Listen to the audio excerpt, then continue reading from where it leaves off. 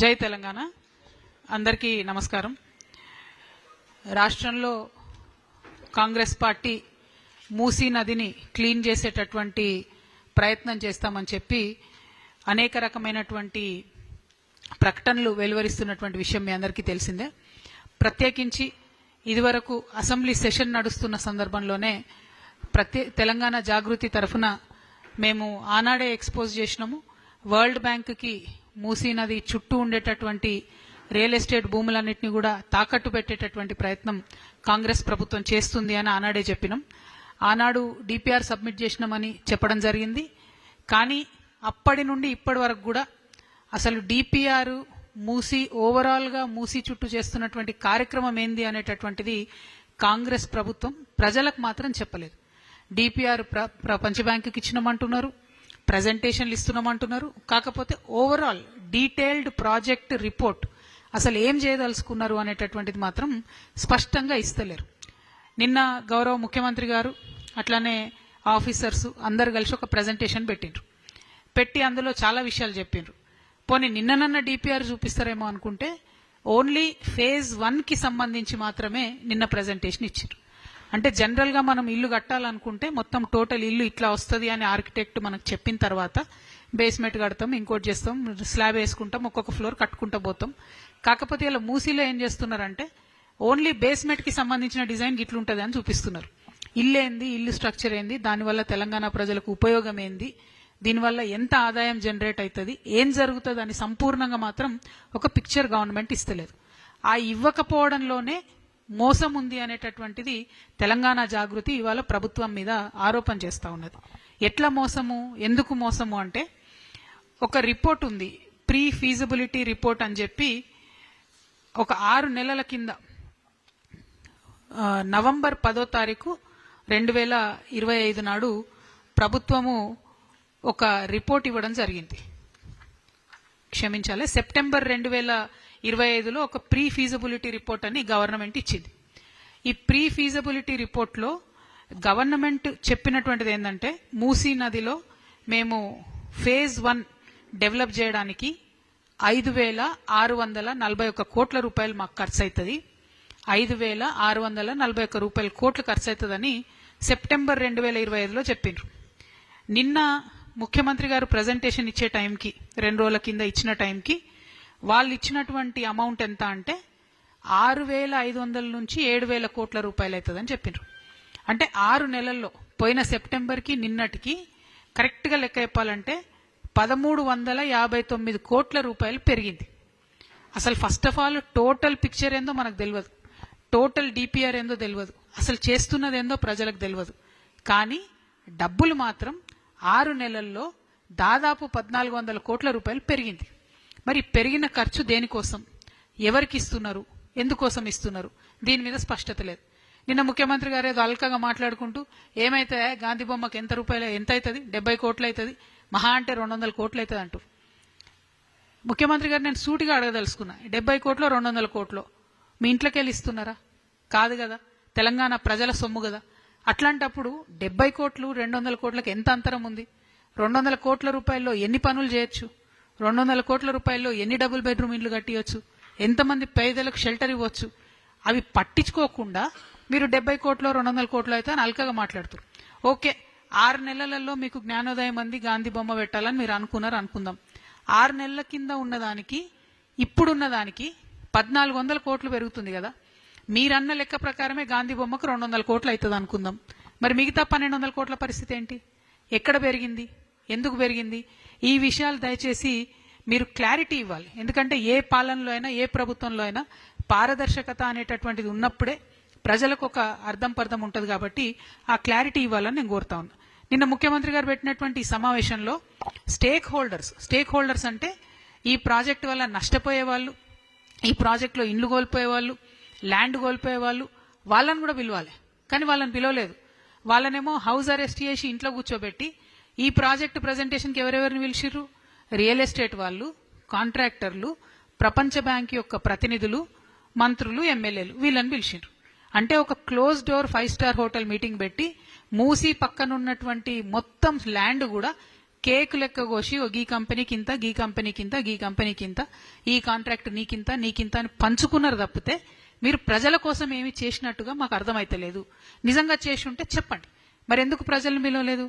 ఎందుకు 3,000 ఎకరాల ల్యాండ్ మీరు సేకరిస్తాం మూసీ నది డెవలప్మెంట్ కోసం అని చెప్పినారు. మరి ఆ 3,000 ఎకరాల ల్యాండ్ పోతున్న వాళ్ళని ఒక్కరినన్నా పిలిచిండ్రా? వాళ్ళకి మాట్లాడే అవకాశం ఇచ్చిండ్రా? చెప్పడమేమో మూసీ మీద కన్సల్టేషన్స్ అని చెప్పారు. కన్సల్టేషన్ అంటే ఏంటంటే మాట ముచ్చట, ఒకలో మాట చెప్తే ఇంకోలో ఇంకో మాట చెప్పాలి. కానీ నిన్న జరిగిందేంది? మొత్తం ముఖ్యమంత్రి గారు ఏకపాత్రాభినయం. చిన్నప్పుడు ఉంటాయి కదా, ఎన్టీఆర్ డైలాగులు చెప్పు, దుర్యోధను డైలాగులు చెప్పు అంటే చెప్తారు. అట్లా మొత్తం ఆయననే ఏకపాత్రాభినయం, మొత్తం ఓన్లీ వన్ సైడ్. అంతే తప్పితే ప్రజల మాట ఈనుడు లేడు. ఆయన పెద్ద ఆయన పైన ఆయన మన్ కీ బాత్ ఆయన చెప్పేది చెప్తాడు. ఇక్కడ ఈయన చిన్న మోడీ తయారైండు మనకి, ఈయన కూడా ఈయన చెప్పేదే ఈయన చెప్తున్నారు తప్పితే ఎక్కడా కూడా కనీసం ప్రజల నుంచి అభ్యంతరాలు వస్తున్నాయి, మధ్యతరగతి ప్రజల ఇండ్లు కూలగొడుతున్నాం, సడన్ గా రూల్ మారింది, దాని మీద మాత్రం ఆలోచన చేస్తలేరు. ఇంకొక మాట, టెక్నికల్ గా ఒక అంశం ఉంది. ఇది నేను ప్రభుత్వానికి సూటిగా నేను ప్రశ్నిస్తున్నాను.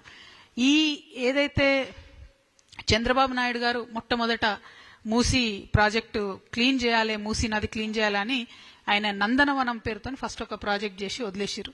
తర్వాత వైఎస్ఆర్ గారు వచ్చి కొన్ని కేంద్ర నిధులు తీసుకొచ్చి సేవ్ మూసీ అని చేద్దామని ఆయన ట్రై చేసారు. తర్వాత కేసీఆర్ గారు వచ్చిన తర్వాత ఇప్పుడు ఏదైతే ఉందో Musi river front development corporation అని దాన్ని పెట్టి వారు కొంత ప్రయత్నం చేశారు. ఇప్పుడు రేవంత్ రెడ్డి గారు కూడా దాన్ని కొనసాగిస్తున్నారు.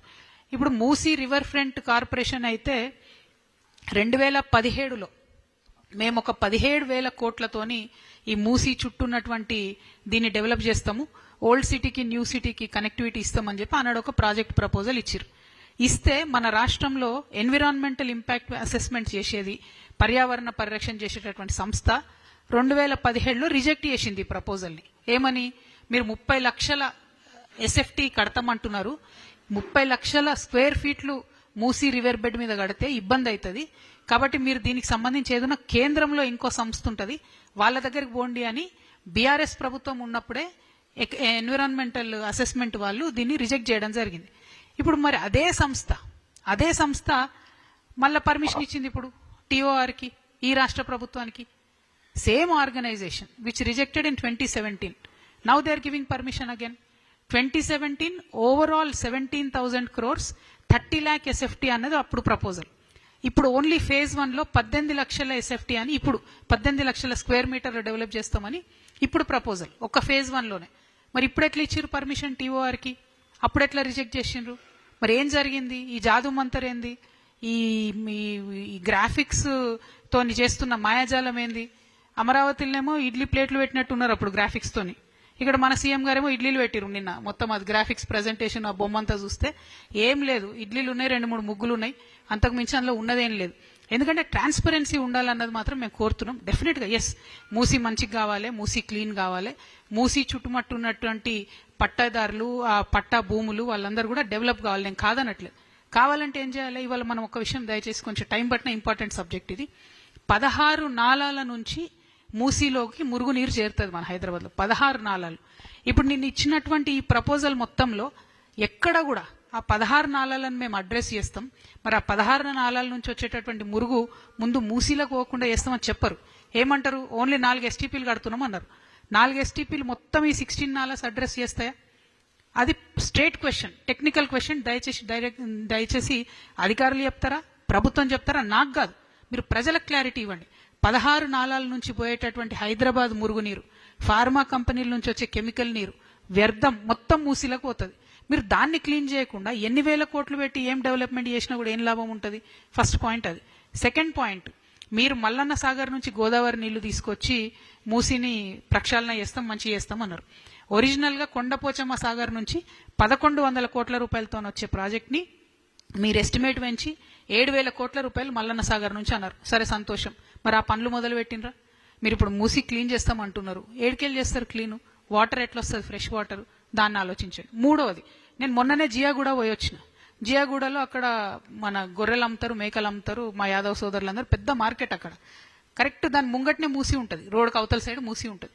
అక్కడనే అన్ని కట్ చేస్తుంటారు గొర్రెలు, తీసుకొని డైరెక్ట్గా వ్యర్థాలలో పడేస్తుంటారు. ఎందుకంటే ఫెసిలిటీ లేదు, స్లాటర్ హౌస్ లేదు. వాళ్ళ తప్పు కాదు, వాళ్ళు అమ్ముకునేటోళ్ళు, వాళ్ళ పాపం ఒక గొర్రెను కొనుక్కొని బతికేటోళ్ళు, అమ్ముకొని బతికేటోళ్ళు, వాళ్ళ తప్పు కాదు.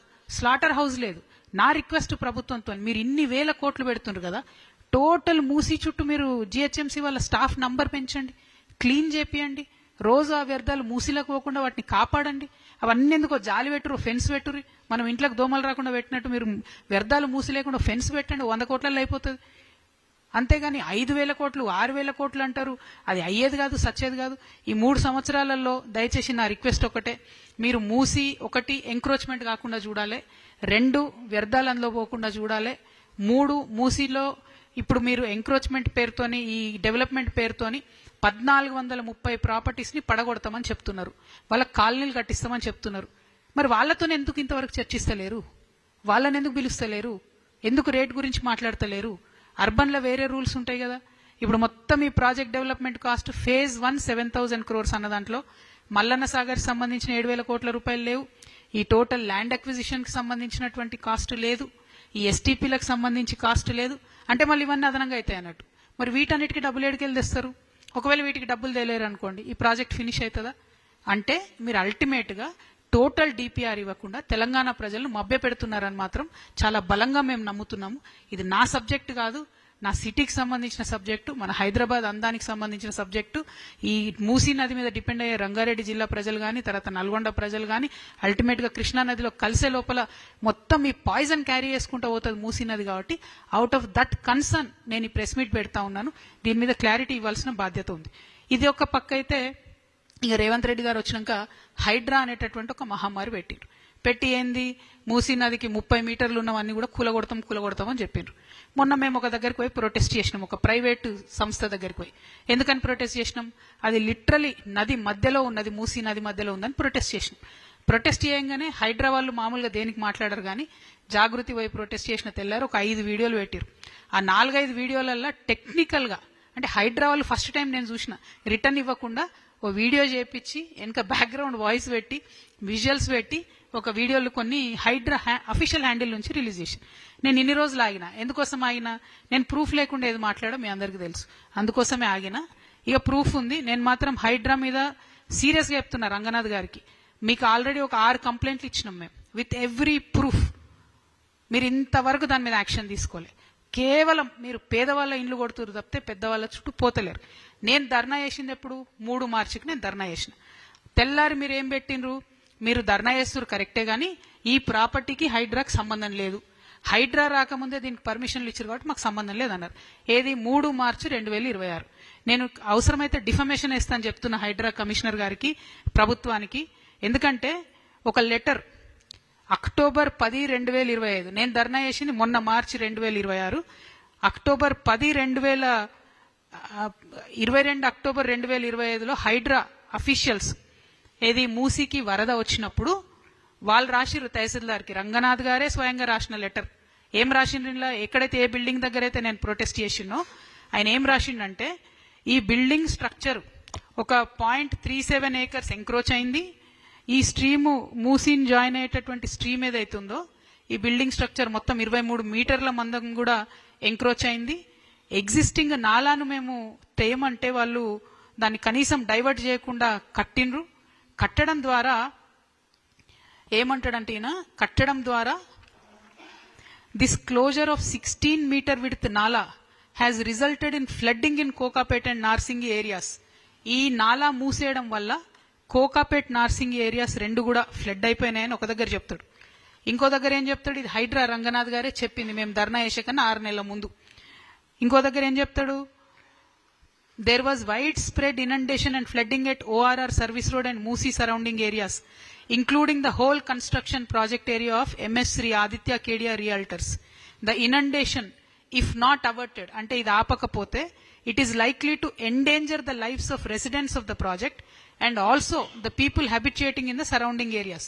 అంటే ప్రజల ప్రాణాలకు, ఆ ప్రాజెక్ట్లో కొనుక్కొని ఉండే ప్రజల ప్రాణాలకు ముప్పు ఉంది, ఆ చుట్టుముట్టున్న ఏరియాలో ప్రజలకు కూడా ప్రాణాలకు ముప్పు ఉంది. Endanger the life of people అని హైడ్రా రాసింది, నేను రాయలే. మళ్ళీ సిగ్గు లేకుండా మేము ధర్నా 3 తారీఖు మొన్న మార్చిలో వేస్తే హైడ్రా నుంచి వీడియోలు తీసి పెడతారా? ఏం గ్రాఫిక్ డిజైనర్సా మీరు? కంటెంట్ క్రియేటర్సా? తమాషా అయిపోయింది ప్రతి ఒక్కరికి. నిజం మాట్లాడితే ఇష్టం వచ్చినట్టు ఎదురుదాడి చేయడం అలవాటైంది. ప్రభుత్వం అట్లే ఉంది, ప్రతిపక్షం అట్లే ఉంది. We will drag you to court, Mr. Ranganath. I am telling you. I gave you six complaints till now. Where are your guts, you tell me? మళ్ళీ మీదికెళ్ళి నన్ను బద్నాం చేస్తావు. నేను ప్రూఫ్ లేకుండా ఈ రాష్ట్రంలో ఏం చేయను నేను చెప్తున్నా. మీరు ఈ లెటర్ ఎట్లా రాసిండ్రు, ఈ లెటర్ల కంటెంట్ ఎట్లుంది, ఇది ఇప్పుడు నేను ఆన్లైన్ పెడితే దుంకి చచ్చిపోదాల. మీరు మీ ప్రభుత్వం ఎందుకోసం పెట్టిండ్రు హైడ్రా? ఎవరి కోసం పెట్టిండ్రు? దమ్ముందా బుల్డోజర్ది? ఆదిత్య రియల్టర్స్ పోదాం పారేపు. తెల్లారి మాట్లాడతారు బాజాలు ఊదేటోళ్ళు, బాకాలు ఊదేటోళ్ళు అందరూ. ఎందుకు ఈమె పోయి ప్రైవేట్ ప్రాపర్టీలో ప్రొటెస్ట్ చేసింది? ఎందుకు చేయమండి? ఆ హైవే ఎక్కి చూద్దాం ఒకసారి, ఆ ఫ్లైఓవర్ ఎక్కి చూద్దాం. అది మరకలాగుంది. అక్కడ పోయేటటువంటి వందలాది మంది సాఫ్ట్వేర్ ఎంప్లాయీస్ రోజు చెప్తున్నారు, అరే ఇది ఇట్లా ఐసైట్కి అడ్డం వస్తుంది, డ్రైవింగ్ ఐసైట్కి ఈడేవాడిచ్చిండు బిల్డింగ్ పర్మిషన్ అని చెప్పి. అంటే హైదరాబాద్ నగరం మీద మీకే కన్సర్న్ ఉంటుందా, మాకుండదా? డెఫినెట్గా అది కరెక్ట్ కాదు. నేను ఇప్పుడు పిక్చర్స్ చూపిస్తా. ఎంత దారుణమైనటువంటి వైలేషన్స్ ఉన్నాయంటే కొంచెం జూమ్ చేయండి, ఏమనుకోవద్దు. బ్లాక్ అండ్ వైట్ పిక్చర్స్ ఉన్నాయి. దీంట్లో ఒక నాలా క్లియర్గా కనబడుతుంటుంది. ఇట్లా ఒక నాలా పోతుంది ఇట్లా సైడ్ నుంచి, ఇది పట్టుకోండి. ఇక్కడ నుంచి ఇట్లా ఒక నాలా పోతుంది సైడ్ నుంచి. ఈ నాలా డైవర్షన్ కోసమని ఆ బిల్డింగ్ కట్టేటోడు పర్మిషన్ తీసుకున్నాడు. తీసుకొని సిగ్గు లేకుండా నాలాని డైవర్ట్ చేయకుండా యాజ్ టీజ్గా మొత్తం బిల్డింగ్, మీరు ఆ పేపర్ పట్టుకోండి, యాజ్ టీజ్గా మొత్తం బిల్డింగ్ అంతా కూడా కట్టేసిండు. ఆ నాలా డైవర్ట్ చేయలేదు. అంటే ఆ నీళ్ళు ఏడుకోవాలి మరి. మొత్తం 4 ఫ్లోర్లు మునిగింది వీళ్ళకి వరద వచ్చినప్పుడు. మేము ట్వీట్ చేస్తాము కరెక్ట్గా, మొత్తం ఇమేజెస్ మొత్తం కూడా ట్వీట్ చేస్తాము మీకు కంపేర్ చేయడానికి. ఇదైతే దీన్ని చూస్తే నిజంగా ఒక ఎంత బాధ అనిపించిందంటే, ఇక్కడ మురికాలువలా కనబడుతుంది మూసి. ఇది పట్టుకోండి, ఇది పట్టుకోండి. ఇక్కడ ఎంత పెద్దగా ఉంది మూసీ నది, ఎంత పెద్దగా ఉంది మూసీ నది. ఆయన మొత్తం ఇట్లా 3 ఎకరాలు కబ్జా వేసి సిమెంట్ వేసి మొత్తం పెడితే మురికాలువలాగా అయిపోయింది. మేము తమాషాకు ధర్నా చేసినాం అనుకుంటున్నాం. మేము 30 మీటర్లు ఉన్నదాని దగ్గరనేమో 20 ఏళ్ల కింద కట్టిన అపార్ట్మెంట్లను గులగొడతారు. 1430 మందిని ఇళ్లకి వెళ్ళగొడతారు. కనబడట్లేదా మరి? ఇట్లాంటి ఇంకా చాలా ఉన్నాయి. మరి మీరు అందరికి ఒకటే ఆ రూల్ అప్లై చేయండి. ఉల్టా మేము పాయింట్ రేజ్ చేసిన వాళ్ళని మమ్మల్ని ఎందుకు బదనాం చేస్తున్నారు? ఇది కరెక్ట్ కాదు. దీన్ని ఎట్టి పరిస్థితులలో డిస్మాంటిల్ చేయాల్సిందే ఈ గవర్నమెంట్. లేదంటే కోర్టుకు వెళ్ళడానికి కూడా మేము వెనకాడమని చెప్పి కూడా ఈ సందర్భంగా తెలియజేస్తున్నాం. ఇది హైడ్రా లెటర్ నేను చేసింది కాదు. Hydraa itself wrote to the tahsildar. ఇవన్నీ జరిగినాయి. ప్రజల ప్రాణాలకు ముప్పు ఉంది, ఇబ్బందికరంగా ఉంది. మీరు దీన్ని ఏం చేస్తున్నారని ఇవన్నీ పక్కకు పెట్టి నేను ధర్నా చేసిన తెల్లారి కోర్టు ఆర్డర్ ఉంది, కోర్టు ఆర్డర్ ప్రకారం బిల్డింగ్ కడుతున్నాం. మాకు చదువు రాదు అనుకుంటురా? మాకు లాయర్ లేరా? మాకు చదువు చెప్పేటోళ్ళు ఉండరా? ఓన్లీ మీరు ప్రభుత్వం అయితే మీరే గొప్పనా? అది కాదు. మీరు తప్పుదో పట్టించొద్దు. నేను చాలా సీరియస్గా చెప్తా ఉన్నా. Hydraa has to take back all the tweets. You better delete all those tweets. ఇవాళ సాయంత్రం కల్లా ట్వీట్స్ డిలీట్ కాకపోతే రేపు పొద్దున డిఫమేషన్ ఇస్తానని చెప్తున్నా. మీరు ఇచ్చిన లెటరే నేను ఇవాళ ట్వీట్ చేస్తా. ఇప్పుడు నా ఇది అయిపోయినాక లేటెస్ట్ 7 దాకా పోతే 8 దాకా పోతాం. మీరు పెద్దోళ్లను కాపాడుకుంటా పేదోళ్ళ మీదకి పోకుండా ఎంత అన్యాయం అండి ఇది. This is not right. Hydraa అనేది పెడితే డెఫినెట్గా లాభం జరగాలి. ఇక చూడండి ఇంకోటి, హైడ్రా వాళ్ళు ఏప్రిల్ 2025లో 61 మీటర్లు కబ్జా అయిందని అప్పుడు వాళ్ళు చెప్పినప్పుడు వాళ్ళు ఇచ్చిన ఇమేజే ఇది.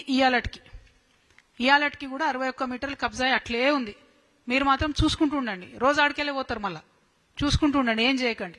అదే అక్కడ గుడిసేస్తూ ఉండనిస్తారా? 1 నిమిషం ఉండనిస్తారా? గుడిసేస్తే చిన్నోడు ఒక బజ్జీల బండి పెట్టుకుంటూ ఉండనిస్తారా? ఓ ఇడ్లీ బండి పెట్టుకుంటూ ఉండనిస్తారా? ఈ సెలెక్టివ్ డిస్క్రిమినేషన్ కరెక్ట్ కాదు. Mister Ranganath, you have to immediately delete the tweets from your official handle, I am telling you. Otherwise, you are going to face serious charges from me, because I have a letter in possession that you yourself wrote to the Honorable Tehsildar. I don't know Tehsildar garu em cheppiro నాకు తెలియదు. నేను ఏదైతే alert చేసినో మీరు అవే allegations తో మీరే letter రాసిరు. ఇవాళ ఉల్టా నన్నే మీరే తప్పు అన్నట్టుగా హైడ్రా నుంచి వీడియోలు చేసి గ్రాఫిక్స్ చేసి పెడుతున్నారు. మీ ప్రభుత్వం అంతా బోగస్. మొత్తం డిజిటల్ దుర్వాసన వస్తుంది మీ ప్రభుత్వం నుంచి తప్ప ఇంకోటి లేదు. మొత్తానికి మొత్తం బోగస్. నిన్న సీఎం గారు చెప్పిన ప్రాజెక్ట్ రిపోర్ట్ బోగస్, మీ హైడ్రా చేసిన ట్వీట్లు బోగస్, ప్రతిదీ బోగసే. Thank you. దీని మీద త్వరగా చర్యలు తీసుకోవాలని చెప్పి, మూసీ నది తొందరగా మంచిగా కావాలని చెప్పి మనస్ఫూర్తిగా కోరుకుంటూ, చేసే విధానం మాత్రం ఇది కాదు. చేస్తున్నటువంటి ప్రక్షాళనలో ప్రజల పాత్ర ఉండాలి. ప్రజలకు అల్టిమేట్ గా లాభం జరగాలి. మన నగరం సుందరంగా మారాలి. కానీ కేవలం కొందరికే లాభం అయ్యేటట్టు చేస్తే మాత్రం కరెక్ట్ కాదు అని చెప్పి ఈ సందర్భంగా నేను ప్రభుత్వాన్ని తెలియజేస్తూ, క్లారిటీ ఇవ్వండి, ట్రాన్స్పరెన్సీ ఇవ్వండి, టోటల్ డిపిఆర్ ఇవ్వండి. టోటల్ మూసీ ప్రక్షాళనకు ఎన్ని కోట్ల రూపాయలు అవుతున్నాయో మీరు చెప్పండి. అది మీ డబ్బు కాదు, ప్రజల డబ్బు. క్లారిటీ ఇవ్వాల్సిందిగా ప్రభుత్వాన్ని డిమాండ్ చేస్తున్నాను. Thank you. జై తెలంగాణ, జై జాగృతి.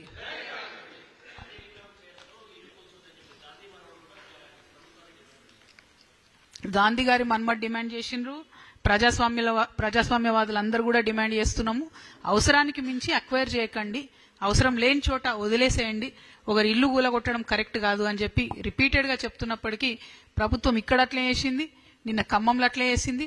ఇది మొత్తం రియల్ ఎస్టేట్ ప్రభుత్వం. ఎక్కడెక్కడ ఖాళీ రియల్ ఎస్టేట్ ల్యాండ్ ఉంటే దాన్ని ఎట్లా గుంజుకోవాలి ప్రజల దగ్గర నుంచి, ఎట్లా పేదవాళ్ళ దగ్గర లాక్కొని పెద్దవాళ్ళకి ఇవ్వాలనేటటువంటి ప్లాన్ తప్పితే ఇంకొకటి లేదు.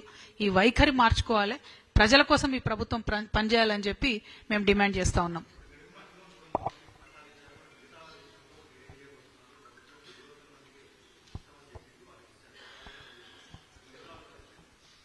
మీకు తెలుసు, ప్రజలందరి దృష్టిలో కూడా ఉంది. వెలుగుమట్లలో అత్యంత దారుణంగా 750 మంది ఇండ్లు కూల్చితే ఆ దారుణం చూడలేక అక్కడికక్కడే నిరాహార దీక్షకు దిగి మరి తెలంగాణ జాగృతి అట్లానే డాక్టర్ విశారదన్ గారు డిఎస్పీ పార్టీ మేమిద్దరం పట్టుబడితే ప్రభుత్వం దిగి వచ్చి 300 మందికి పట్టాలు ఇస్తామని చెప్పిన మాట మీ అందరికీ తెలిసిందే. కానీ ఆ 300 మందిలో కూడా మా క్షేత్రస్థాయిలో కింద ఉన్నటువంటి ఖమ్మం కార్యకర్తలు కానీ, ఖమ్మంలో ఉండేటటువంటి పత్రికా మిత్రులు కానీ వాళ్ళందరూ చెప్తున్న విషయం ఏంటంటే ఆ 300 మందిలో కూడా వీళ్ళెవరి ఇండ్లైతే ఊలగొట్టినరో అందులో సగం మందే ఉన్నారు. మిగతా సగం మంది మళ్ళీ కాంగ్రెస్ కార్యకర్తలను ఆ ప్లేస్ తోని, ఆ ఇన్సిడెంట్ తోని సంబంధం లేని వాళ్ళని పెడుతున్నారని ఒక మాట చెప్తా ఉన్నారు. ఇంకో పక్క 100 ఇండ్లు బయట ఊర్లో ఇస్తామన్న వాళ్ళు కూడా తీవ్రంగా వాళ్ళు కూడా అభ్యంతరాలు తెలియజేస్తా ఉన్నారు. కాబట్టి మేము త్వరలోనే 17వ తారీఖు నాడు ఒక అనౌన్స్మెంట్ చేస్తాము.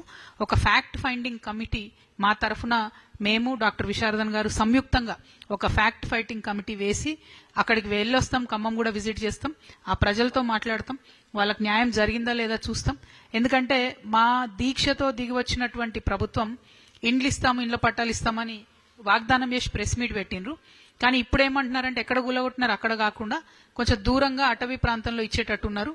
మళ్ళా టోటల్గా ఏదైతే 31 ఎకరాల భూదాన్ ల్యాండ్ ఉందో, ఇంకా లెక్క చెప్పని ఇంకొక 30 ఎకరాలు ఉందో అది మొత్తం కూడా రియల్ ఎస్టేట్ వాళ్ళకి ఇవ్వడానికి అతివేగంగా పనులు జరుగుతున్నాయని ఇన్ఫర్మేషన్ గ్రౌండ్ నుంచి వస్తుంది. కాబట్టి 62 ఎకరాలను వదిలే ప్రసక్తే లేదు.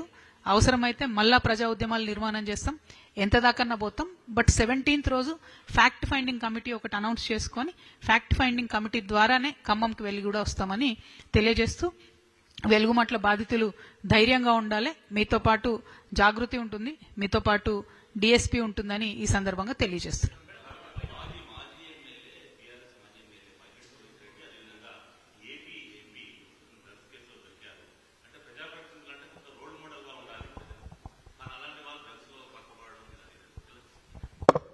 నాకు ఐడియా లేదు బ్రదర్, నాకు తెలియదు, సబ్జెక్ట్ తెలియదు అది నాకు. Thank you so much. జై తెలంగాణ, జై జాగృతి.